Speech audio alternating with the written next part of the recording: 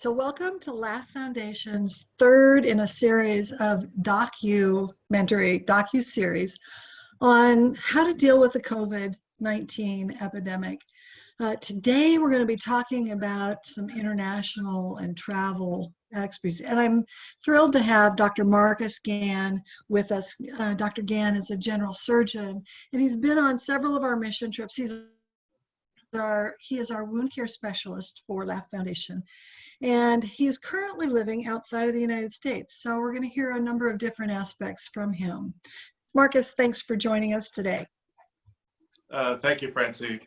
First, I want to start off with a travel tip to help keep you safe while you're traveling on the airplane. Something that I've used before this pandemic, but it still is relevant now. So I use a pouch when I travel. It's just a zippered pouch. It can be any pouch that you have. So to keep you safe on the airplane, of course now we have to bring our mask. So I always bring a mask with a couple extra just in case something happens or you have a neighbor that does not have a mask. I also keep hand sanitizer in my pouch and various wipes that I use to wipe down all the surfaces around me when I'm on the airplane. So that would be my number one sort of safety travel tip. Dr. Gann, I also have a question about airports. We're beginning to open up here in the United States. People are thinking about traveling again. What can I expect when I get to the airport? Okay, thanks, Paula. That is a great question.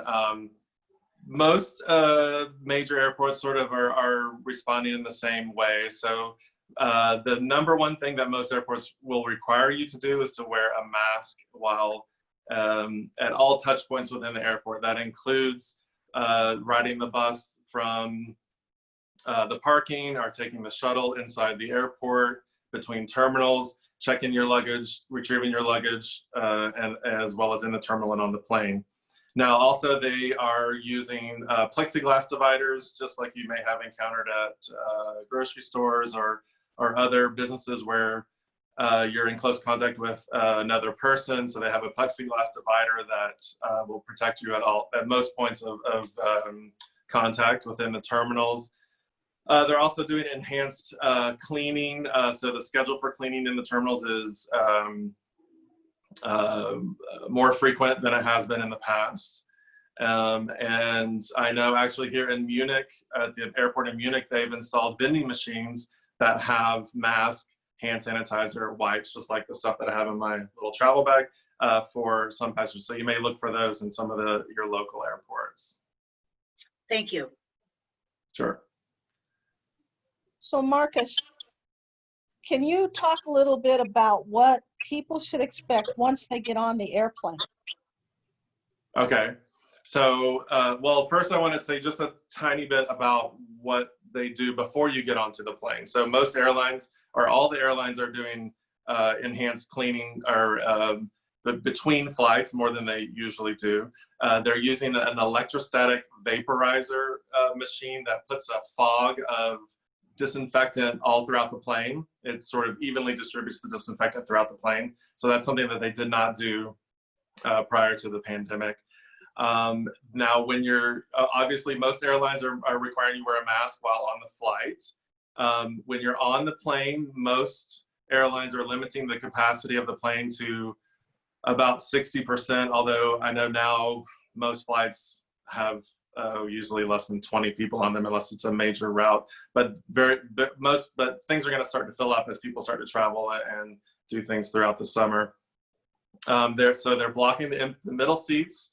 They're keeping they're spreading people out as much as they can on the planes, and they're limiting the capacity of the plane. So that's how they keep you safe on the plane. As far as meals and snacks, they are providing on short flights. They're not providing any service as far as I know. And then on longer flights, they're providing snacks and drinks, but they come in a little packet. So they just hand you the packet and move on. There's no service in the aisle like there has been before.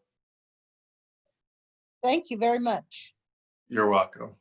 Marcus, so I know you live internationally.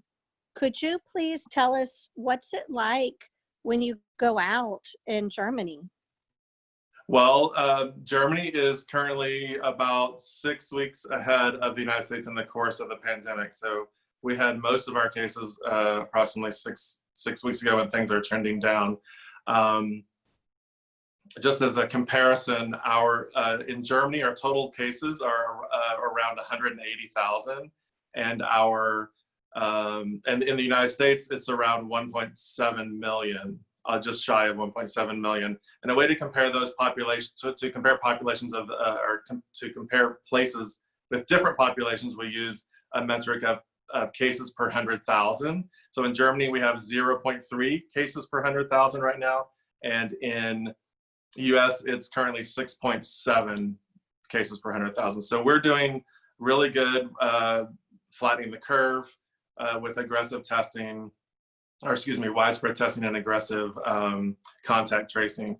Now, when they've just started opening things up here in Germany, it's a staged reopening. So just recently, last week, they opened up outdoor patios at restaurants. And so we went to a restaurant on Friday and sat on the patio. When you do go to the restaurants, you still have to wear a mask. You still have to social distance, just as before. The tables are spread out farther.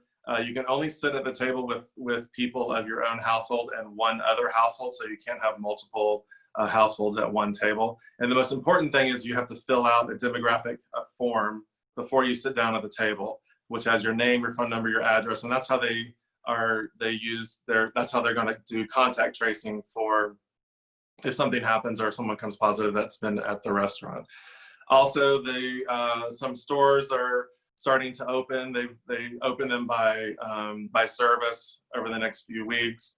They limit the number of people in the store based on square footage, and that can be done various ways with numbered vouchers or with shopping carts. And then they're also starting to open up the borders between the countries. So Austria, last week, they opened 3 points of crossover into Austria for non-essential travelers. And by the middle of June, they're supposed to open up all points of entry between Austria and Germany, which people are very happy that they could be able to travel a little bit now. Thank you, Dr. Gann. Oh, you're welcome.